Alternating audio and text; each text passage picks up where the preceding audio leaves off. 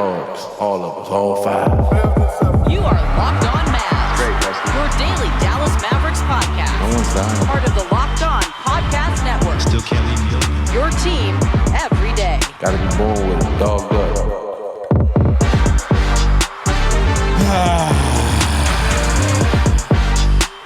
And welcome. You are locked on to the Dallas Mavericks, your team every day. My name is Nick Angstadt, media member covering the Dallas Mavericks for 10 years, seen it all.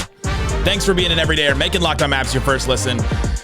Today's episode, we're going to get into everything. I'm going to talk about Nico Harrison's role in all of the everything that's going on with the Dallas Mavericks, repercussions of the trade, Kyrie Irving. We'll talk about what do the Mavs do now with Anthony Davis, Lively, and Gafford with their injuries. We'll hear more on Thursday, but what do they do? Depending on what we hear, we'll talk about that. Get into the Mavs' success and failure over the last years, and then I want to go into where do Mavs fans go from here? I know a lot of people have been asking me at the game last night, or in DMs, or messages, or comments, like, what do we do? What do we do now? What's like the hope? Like, make me feel better. Okay, I'm gonna try, I guess, in some way. But let's start here. It was announced by Shams Charania, so I guess it's still just a rumor. It hasn't really been announced fully, but that Kyrie Irving has torn his ACL. Man, I was stumbling over that because it's so emotional. He's torn his ACL. Last night, after the injury, we had hoped that maybe he had avoided that. Maybe it was less serious than maybe we had thought. But there was always the chance because the injury did not look good. Kyrie Irving did not look good when he felt the injury, when he was laying down on the ground. Like, it just did not feel like a good spot for him to be in. And so now he's out for the rest of the season, obviously. He has an 8 to 12 month recovery period. So he may not come back till after the All-Star break next year. And so now you're not only just talking about, all right, well, let's ramp up to next season. All right, well, next season is going to be this a little bit more too. Because now he's going to have this longer recovery. And he's 33. He's a small guard. And it could change. It could have an impact on his skill this late in his career. I was talking to Brian Suter earlier today. He's a sports medical doctor, and he has a great YouTube channel. We referenced it yesterday, but like, he was talking about how an 8 to 12 month recovery plus like coming back from this could impact Kyrie. One of his big things is, change of direction and explosiveness and all that. That could change Kyrie. And so now you go a little bit big picture with it, and you go, man, this is brutal for Kyrie, for his career. He's had injuries in the past that he's come back from. And so I fully expect Kyrie to attack this recovery. And he's got Klay Thompson around him who's come back from injuries like this. Obviously, Anthony Davis, who I believe spent the entire time with Kyrie. I don't remember seeing AD come back onto the bench. I think he stayed back there with Kyrie the whole time after, while the game was still going on. So he's got those guys to support him. He's got this whole fan base behind him, the city behind him, because of how well he's handled this whole season. Talked about it on the show last night, but he has just been an embodiment of everything good with the Dallas Mavericks this season. And there has not been much good this season. There's been some, and we've talked about it for sure, but Kyrie has been the epitome of everything good with the Mavericks. His leadership, the things that he said after the trade, his ability to carry the team at times when Luka or AD are out, to keep them afloat, to keep them. Right now, they still have a puncher's chance at the 6th seed because they're only a game and a half back. It seems impossible right now. I'm not expecting that at all, or not even hoping really that that'll happen, because I don't think that it will. But Kyrie had been everything. He had been the leader on this team. He had overcome the season where the Mavericks bring him in and then they miss the postseason entirely. And there was all this negative talk about the Mavericks because they didn't play well and because they struggled and because Luka and him didn't play well together. And then he overcame that. Him and Luka became so close that Luka was posting on Instagram last night, mi hermano, my brother. He was posting about him and being supportive of Kyrie, and they had gotten that close. And I think that is, first of all, it's a beautiful thing, but it almost makes it more devastating that they had recovered from all that. they had come back, that Kyrie had done all this, that he had put in all the work, that he had built up all the sweat equity and the relational equity and all that stuff with this team, with this fan base, with the media. I mean, when's the last negative Kyrie story you've heard? And obviously this is not one, but there's all this with Kyrie, and now this season comes to an end. Next season is half in jeopardy now. I mean, it could be an 8-month recovery, and then all of a sudden, we're talking about him beginning of the season possibly, but I don't think you want to rush him back. And so it's just a brutal blow. It's a brutal blow. It ends this season. It solidifies that this is a season from hell for the Dallas Mavericks. And I'm looking around, and there's not many fan bases that have had a season worse than this, where bad things have happened that just are out of control. This is an injury that is out of the Mavs' control and out of everybody's control, really. We'll talk about that in a second. But the organization moved on from a beloved figure in Luka Doncic. Moved on from him, bet against him, brought in guys that were injured in AD and Caleb Martin too at the deadline. And then the guy that was holding it all together in Kyrie, that he was the one that was holding it all together. And now he's out for the season. All right. Mavs PR literally just officially announced he sustained a left knee sprain. Further medical evaluation and MRI revealed a torn left knee ACL for Irving. He will be listed out with medical updates to follow as necessary. Okay. Thanks, Mavericks. Not vague. He will be listed as out. Yeah, no kidding. Oh my gosh. One of the things I want to mention about this is when I was talking to Brian Suter, he's actually, a sports medical doctor and knows about how the body works. Obviously, the great YouTube channel we mentioned before. But we've talked a lot about Kyrie's minutes load, that we were worried about his minutes load. This injury actually has nothing to do with the minutes load. That does not compute in my brain, and I'm sure for many of you it doesn't. And I've seen people start pointing it out, and smart people have pointed it out and pointed out how many minutes he's played and all that.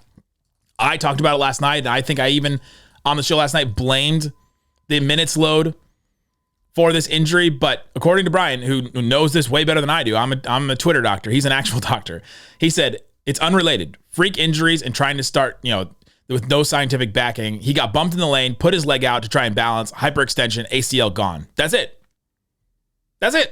He got bumped in the lane. It was a freak accident. It was not about minutes or even fatigue or anything like that, really. So that's something that we can't, I'm not going to continue to blame. I'm not going to put blame on Kid and Nico and all that for this Kyrie injury specifically.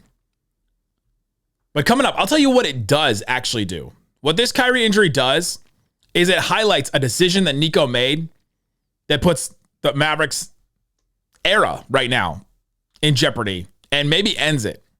I'll tell you what that is and more coming up on Locked On Mavs. Today's episode of Locked On Mavs brought to you by Open Phone. If you're a small business owner, you know that you have so many different things going on at all times. You have to wear a bunch of different hats. You have to figure out when you're going to do this, when you're going to do this, how you can keep things separate, your work life and your home life, your personal life and all that. That happens the same with calls too. As your team grows, it becomes impossible to manage everything with just a personal phone number. That's where Open Phone comes in. It's the #1 business phone system that'll designed to help keep your work and personal life separate. You need that separation. I need separation from the Mavericks right now in my personal life. Can I get an Open Phone or a severance procedure for caring about the Mavericks and then going about my actual life and not having to think about them? Can I get something like that? For $15 a month, you can get the transparency and visibility into everything happening with your business phone number. Open Phone works through an app on your phone or your computer that integrates with HubSpot, hundreds of other apps like that. Also uses AI-powered call transcripts and summaries to help you give you a rundown of calls and action items the second you hang up, which is absolutely awesome. Right now, Open Phone is offering 20% off 6 months. First 6 months. 6 months, long time. Open Phone, openphone.com/LockedOnNBA for 20% off 6 months. Openphone.com/LockedOnNBA. And if you have an existing numbers with another service, Open Phone will port them over at no extra charge. See you guys at the lottery. I had to do it. Thanks for hanging out with us on Locked On Mavs, being part of the show, part of the Raccoon Squad, listening every day. We appreciate each and every one of you for checking out the show and listening. Shout out to the puppy cam today. He's keeping me sane today. We've got a newsletter that covers the Mavericks every single day. Subscribe to the free Locked On Mavs newsletter. Go to lockedondaily.com to subscribe to that, or check the link in the description, or check the QR code. Get a newsletter straight to your inbox. It's free. You get it every day. It also helps support us. So subscribe to that. LockedOnDaily.com. Check the QR code or the link in the description. The minutes did not affect Kyrie Irving's injury. That's something that is big and should be mentioned, and it should be talked about, because it doesn't really make sense. You would think that it would, but from sports medical doctors, it didn't have an effect on it. So that whole narrative and all that is out the window. But what this injury does highlight is what Nico Harrison did with the trade. Is he lowered the Mavs ceiling. Luka's a better player than Anthony Davis. It lowered the Mavericks ceiling, and the floor had the potential to completely fall out for the Mavericks.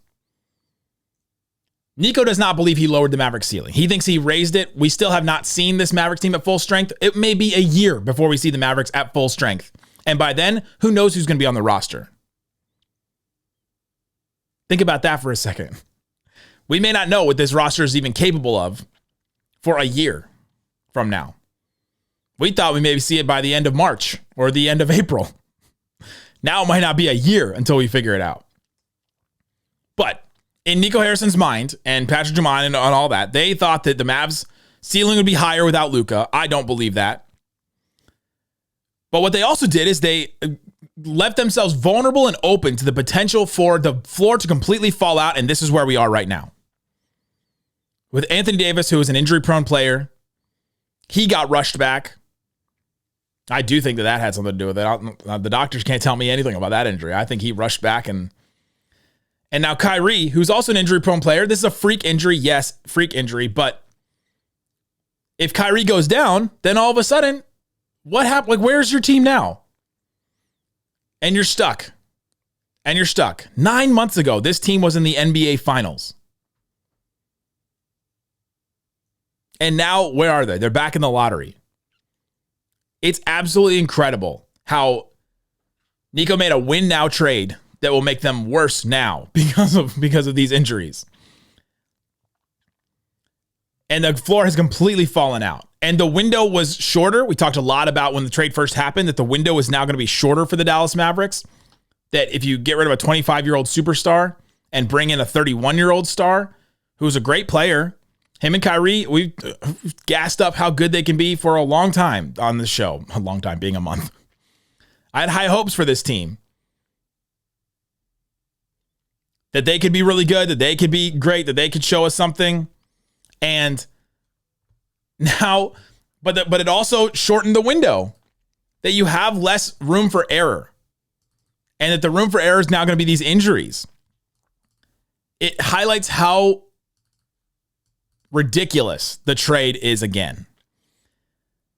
And if you're in the comment section right now, or on Twitter, or on Instagram, or TikTok, at Nick Van Exit, anywhere, if you're telling me, hey, just move on from the trade. No, not today, man. Not today. Because you go all the way back to the trade from a month ago, and I said the window is shortened and it lowers your room for error. You have no room for error. You got to win this year, next year, maybe the year after that, and that's it. And now this year is done, and next year might be cooked too. One fell swoop. Nico Harrison changed the direction of this franchise. And you know what that points out to me? How fragile success is in the NBA. And in everything.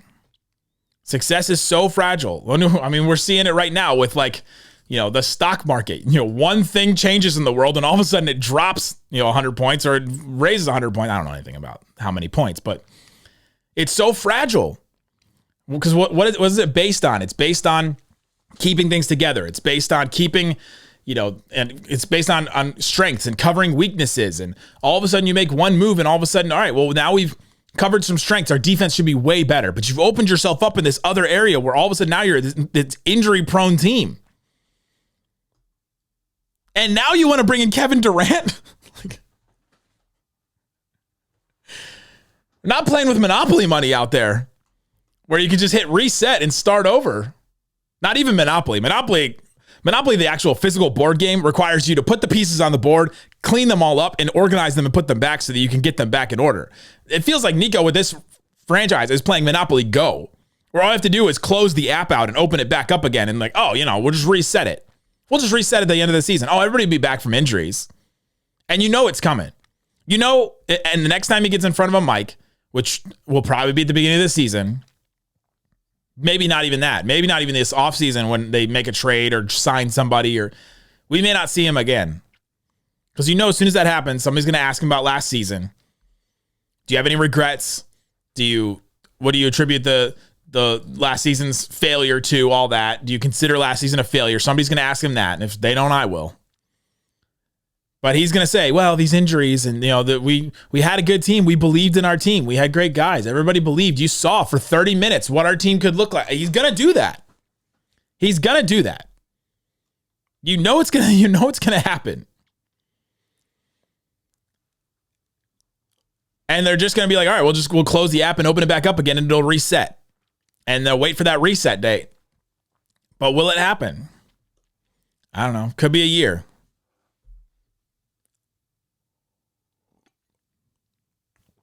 Could be a year. I won't tell you how early it is that I took that drink. But man, Nico Harrison lowered the Mavericks ceiling. The floor has completely fallen out. 9 months ago, you were in the NBA Finals, and now you're back in the lottery, and that's how fragile success is in the NBA and in everything in life. It's held together. And I spent some time last night and today thinking about how mad Mavericks fans were when Mark Cuban and Donnie Nelson in the Mavs front office didn't let the Mavericks from 2011 run it back and didn't bring back Tyson Chandler, didn't let that Mavericks team run it back, made some moves and tried to go for the win now, right? When they going for like Dwight Howard and they were doing stuff like Darren Williams and they're doing stuff like that in 2012, trying to do that and didn't want to double down on the team they had and let them run it back. This is somehow way worse than that. That was the most frustrated I had seen Mavericks fans since I've been paying attention to the Mavericks. Is they're so frustrated. You got to let the team defend their title. You got to give them a chance. And your team didn't have a chance. And this one, it's like you didn't learn from the sins of the past. You got to let them run it back. Not even 9 months ago, February, January, December. How long ago was October? 4 months ago, 5 months ago? That Nico Harrison said we were a Klay away. Now Klay is all you have to play. Because everybody else is out. AD's out. Lively, Gafford. PJ Washington with his ankle injury. Heck, Jaden Hardy. We can't even have the Hardy party anymore. Everybody's out. Kyrie is out now. You were a Klay away. And I keep going back to this quote that Nico Harrison said at his sham press conference before that Cavs game in freaking Cleveland. That frustrates me so much. Where Nico Harrison said, the easiest thing for me to do is nothing. The easiest thing for me is to do nothing. Yeah, I wish you would have done nothing. Because now, if you had done nothing, at least you have Luka Doncic back, who raises your floor back, and at least he gives you a puncher's chance. Bringing in an injury-prone player like AD, who is already injured, by the way, and bringing him in, and now the floor has completely fallen out. And now next season is in jeopardy. At least if you had Luka, he could carry you until then. He's proven he can carry a team. When is AD proven he can carry a team? I don't think so. When's the last time AD had to carry a team? And if you're a Lakers fan, tell me if I'm wrong about this. And I'm sure he's done it for a month at a time. But when has he had to do it for half a season? Or a season? Go back to the Pelicans. I mean, his last season with the Pelicans, I guess he barely played because that was the That's All Folks season. But he played 56 games. They went 33-49.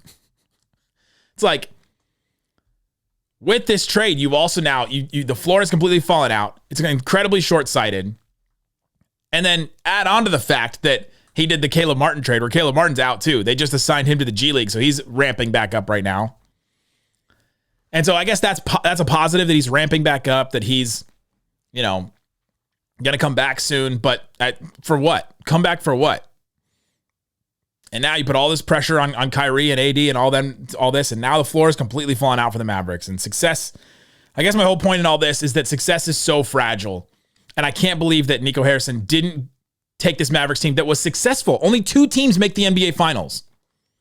The West was so hard last year. You had 3 teams with like 55 wins. And the Mavs beat 2 of them on the way to the NBA Finals. And Nico Harrison looked at that team and said, you know what? I don't believe in the guy that led us there. I don't believe in what we've built here. I don't believe in this duo. I don't believe in this guy specifically, in Luka Doncic. Looked at him and said, yeah, that ain't going to work. I think I know better.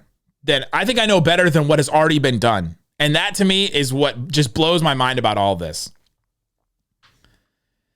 Coming up, where do Mavs fans go from here? Because there's a lot of talk, there's a lot of frustration, there's a lot of sympathy actually going out for Mavs fans. We'll talk about all that and more coming up on Locked On Mavs. Oh boy, today's episode of Locked On Mavs, good Lord, is brought to you by BetterHelp. I'm just going to read the copy as it is. I'm not adding anything. Who's in your support system? We all need people to lean on, whether it's friends, family, mentors, or professionals. Even the strongest leaders and athletes know that asking for help makes them better. Could use some help. I could use some help right now. I got my therapy dog sitting on my screen right now. Therapy is one of the best ways to build a strong support system, not just for tough times. It helps setting boundaries, developing coping skills. God bless. And becoming the best version of yourself. We're all getting refined. Mavs fans, we're all getting refined as people. We're going to be better people coming out of this. Or maybe you'll just dive into the abyss. But I hope you don't, and I hope you sign up for therapy, and I hope you do it with BetterHelp. I scheduled an emergency therapy session after all this. Build your support system with BetterHelp. Visit BetterHelp.com/LockedOnNBA today. Get 10% off your first month. That's BetterHelp, HELP.com/LockedOnNBA. Welcome to Dallas, a city in turmoil. It was only right that I played that drop. It was only right.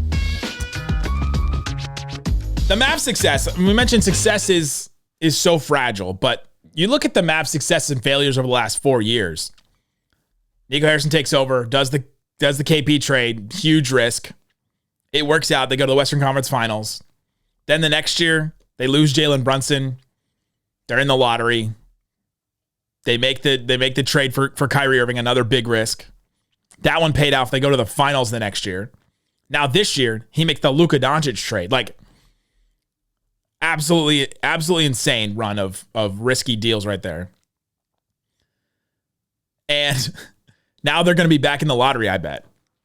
Because right now, you start looking at, all right, where do the Mavericks go now? Where do the Mavs fans go? I'll talk about that in a second. But where do the Mavericks go from here? Right now, you're sitting at 13th in the Tankathon standings, the lottery standings. You're about 4 games back from Portland, and Portland is actually playing really well lately. They're 15-6. Their last clump of games, they're almost tied with Phoenix. They're half game back, so they're on the heels. We talked about them on Locked On NBA Game Night last night. They have a chance to catch the Mavs and be 10th, and the Mavs would fall out of the play-in again.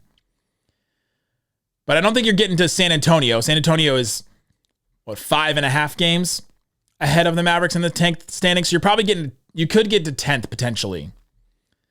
And so you look at 10th, and where is 10th? You've got a 3% chance at number 1, 3% chance at number 2 pick, 3.6% chance at number 3 pick, 4% chance at number 4 pick. That's not nothing.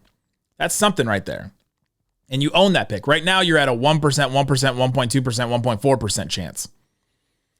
You're most likely going to get like the 10th pick, which, I mean, it's where they got Dereck Lively. So you could do this again. Nico has proven that he can hit in the draft. Most likely going to get 10 or 11. But if you raise up to you're most likely right now, if you're the Mavericks, you're most likely going to get 13. If you raise up to 10, you're most likely going to get 10. It's 66% chance. So if that's where the Mavericks end up, and I think that whether they bring guys back or not. Oh, let's talk about Thursday. I got all caught up in the Nico Harrison thing.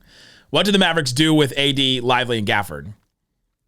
So if AD needs surgery, then this is the time to do it. I fully expect if that is going to happen, it'll happen in the next couple of days, even before the reevaluation date on Thursday, that we'll hear Anthony Davis has now gotten surgery on his adductor. So if he needs to do that, which I don't think we know if he does or not, right? Like, and so if he does need that, they might as well just go for it because you might as well get him healthy because you're going to need him at the beginning of next season because Kyrie's not going to be back at the beginning of next season probably. With Lively, if it's going to be a couple more weeks, might as well keep him out the rest of the season. Let him get healthy too. Gafford, it depends. I felt like that one was the one that he could come back from, but there's just no point in bringing any of those guys back now because you only benefit from giving some of the young guys some run. Let's get Max Christie all the buckets. Let's get Omax as many minutes as possible to see if he can get comfortable. It'd be great for him to be a viable player next year because he's cost controlled. He fills a position of need in a way, giving him some size on the wing. Give Najee as many 3-point shots to try and get that shot better. Like there's some things, and we'll probably do. Well, there's a million opportunities for us to do shows the rest of the season where we'll talk about the things the Mavericks can do the rest of the season to make some of it worth it. Let's get something out of this season. Jaden Hardy would be on that list, but it seems like he's going to be out for a while now with his ankle injury too. Gosh. See what you have with Kai Jones on the two-way spot. See what you have with Brandon Williams potentially.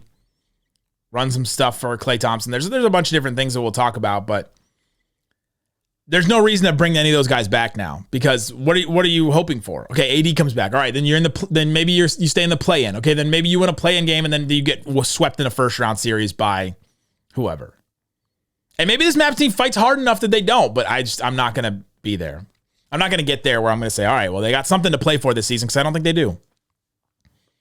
I don't think they do. To try and rush AD back again without Kyrie, I mean, it's just, I don't know. So where do Mavericks fans go from here? It's been wild reading all of the I feel so awful for Mavericks fans posts from everyone. Suns fans, Thunder fans, Clippers fans, Timberwolves fans, like every fan base that should be furious with the Mavericks. Even Lakers fans are just like, I feel so bad for this Mavericks fan base because no fan base has ever gone through something like this. Because nobody has traded a 25-year-old superstar, correct me if I'm wrong, that had such a connection with the fan base, such a connection with the past star and the icon of the franchise in Dirk Nowitzki. And so where do fans go from here? Maybe take a break. Because this is going to be frustrating. Maybe invest in some of these younger players and Max Christie, invest in some of these other guys. Man, there's really not many young guys to look at right now. The Mavericks group will still fight. They'll still try hard. Enjoy watching Klay Thompson, Najee Marshall. Maybe they get one of the other guys back. Enjoy watching those guys. And then let's focus on what's to come next and what they do next. Nico's going to blame the injuries for everything. He's going to look at it and say it's all just on injuries. And then my last question on this is, does ownership even care about any of this? Because that's the thing going forward that'll change anything. For those people that are asking, Nico's got to get fired. Either they tried to fire Nico chant last night in the arena. I heard it. Shout out to you if that was you. I heard you. I'm not shout out like I agree with it, but shout out. But does ownership even care? Because if they look at this season and they see how terrible it went, and Nico says, well, it's just injuries. And they go, oh, okay, fine. Then nothing's going to change. Nothing. And also, if the Mavericks as a franchise and an organization makes money this season, which they probably will, if it's profitable, then why should they care? Right? And that's the position we're in with ownership right now. That's the way they look at the Mavericks. You know that just from hearing the comments that Patrick Dumont made. But we will be here. This Locked On Mavs show is going to be here. I got a DM last night from a listener that said, hey, let me know when you're moving on from the Mavericks because I know it's happening soon. That's not happening. I'm staying here. Unless I get a crazy offer to go do something else. It would have to be an insane offer right now. But unless I get some crazy offer, I'm here for you guys. Isaac and I, and slightly, okay, maybe not slightly. He's going through it right now. But we'll be here for you. And this is one of the times when you're like, all right, let's commiserate together. Where do Mavericks fans go from here? Commiserate together. Be in comment sections. Care about the draft. We'll talk a lot about the draft. We'll have Rafael Barlow on of Locked On NBA Big Board. Go check out Locked On NBA Big Board. Make that your second listen because it's going to be mine. I'm going to start paying attention to all these guys now in the mid-lottery right here. And that's the thing, is just to keep moving forward because that's all you can really do as a fan. As a fan, you're beholden to what the team does. You didn't choose Nico Harrison. I didn't choose Nico Harrison as a media member. You didn't choose him as a fan. The players didn't even choose him. Even Luka and Kyrie, the stars of the team at the time, didn't pick Nico Harrison. That happens to you. Ownership happens to you as a fan. And now you just, all right, well, we deal with it and you take what you can from it. I always try to say in every loss that I'm going to try to take something from this. All right, well, this is a dang loss of a season in the worst way possible. And I'm going to try to take something from it. And we'll continue to do shows and we'll continue to be here for you whenever you need us. And whenever you need somebody to talk to, somebody to hopefully make you feel better about something. I don't think I succeeded in doing that today. But we'll be here. We'll be covering the Dallas Mavericks. We'll be here on Locked On Mavs. And I just want to say, I love and appreciate each and every one of you. Because I say at the beginning of the show, I've started to say that I've covered the Mavs for 10 years. It's true. And we've seen everything now in the last 10 years. And many of you have been, most of you probably been covering, listening to the Mavs, watching the Mavs and being fans of the Mavs longer than I have. But you think about the last 10 years. You start and the Mavs they were the first round. That weird year with that weird year with Darren Williams and Chandler Parsons and Raymond Felton and Zaza Pachulia was on the team and Wes Matthews and in the first round, and then falls out and you get Harrison Barnes and you have the Yogi Ferrell situation, and then you get Dennis Smith Jr. and then you're a tanking team, and then you get Luka, and then you get some injuries, and then you get Kristaps Porzingis, and you're like, okay, all of a sudden now we have this. We went from having nothing at all and no future at all and an aging Dirk to having a duo that is this young, promising, incredible duo. So you have that, and then you become a playoff team and have some, Luka hits a game winner against the Clippers, and you're up 30 points on the Clippers in game 3, and you should have won that series. And then you're like, we'll get him next year because we got a 22-year-old superstar. And you make the Western Conference Finals with Jalen Brunson coming out of nowhere as a 30th pick in the draft. Win 52 games, go to the Western Conference Finals out of nowhere. Nobody expected you to do that. Then you lose Brunson in the offseason because his dad wants him to go play for the Knicks. So he goes and plays for the Knicks, and you fall out of the lottery or fall out of the play-in completely. And then you get Kyrie Irving, and you're like, okay, well, great. You fall out of the play-in, and then you go to the finals last year, and you're like, oh my gosh, we're on the rise. All of a sudden, this is the team. Then you have the team that is the most complete team around Luka ever, and then it gets completely torn away. Think about all the things we've gone through, and that's just the basketball side of it. There's the non-basketball side of it that is just dark and gross and weird, and there's all kinds of weird things that have happened with the Mavericks too. Like, if you're a Mavericks fan, you've gone through it. And if you're still a Mavericks fan right now, why would you give it up now?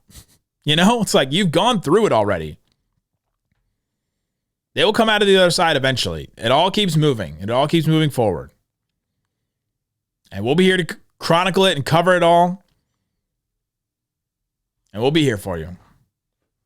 Thanks for hanging out with me on Locked On Mavs. Again, really appreciate you. Check the links in the description. Check the QR code and different links to follow the show even more. Guys, honestly, thank you so much for listening to Locked On Mavs. Peace out.